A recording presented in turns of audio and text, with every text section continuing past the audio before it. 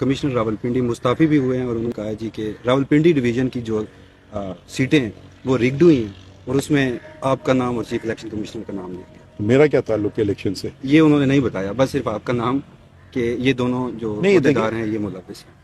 واقعی کون صاحب ہیں؟ یہ لیاقت چٹھا صاحب ہیں کمشنر راولپنڈی، اور ابھی انہوں نے استعفیٰ بھی دیا. اگر ان کے پاس کوئی ثبوت ہے پہلی بات تو بتائیں کہ جی الیکشن مینوپولیٹ ہوئے ہیں، اچھا اس میں چیف الیکشن کمشنر اور چیف جسٹس پاکستان کا بڑا کردار ہے.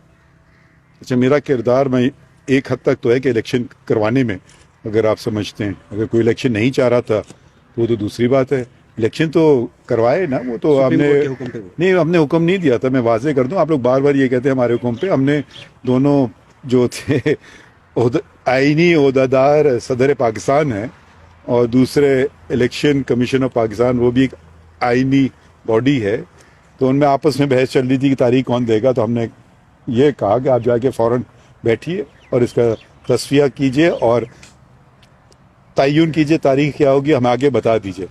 یہ ہم نے کیا کہ 12 دن میں وہ کیس نمٹا دیا کہ الیکشن ہو پائیں، کہ یہ بھئی پاری وہ دیں میں دوں. اب اسی بحث میں ملک کو تو الیکشن چاہیے تھے، تو وہ وہاں تک تو تھا. تو کس قسم کا ایلیگیشن؟ سر وہ دونوں جو کانسٹیٹیوشنل عہدیدار تھے، یعنی آپ اور چیف الیکشن کمشنر، ان پہ آج کمشنر راولپنڈی مستعفی بھی ہوئے ہیں اور انہوں نے کہا جی کہ راولپنڈی ڈویژن کی جو سیٹیں ہیں وہ ریگڈ ہوئی ہیں اور اس میں آپ کا نام اور چیف الیکشن کمشنر کا نام نہیں. میرا کیا تعلق ہے الیکشن سے؟ یہ انہوں نے نہیں بتایا، بس صرف آپ کا نام کہ یہ دونوں جو عہدیدار ہیں یہ ملوث ہیں. واقعی کون صاحب ہیں؟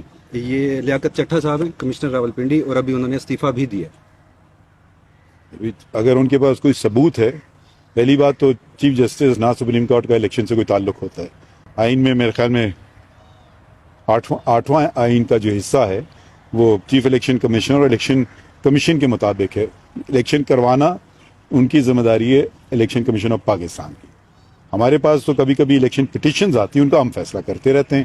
کبھی کہ مجھے ابھی بھی بہت ساری کی کہ جی مجھے ڈسکوالیفائی کر دیا، یا اس کا مخالف آتا ہے کہ اس کو لڑنے نہ دیا جائے.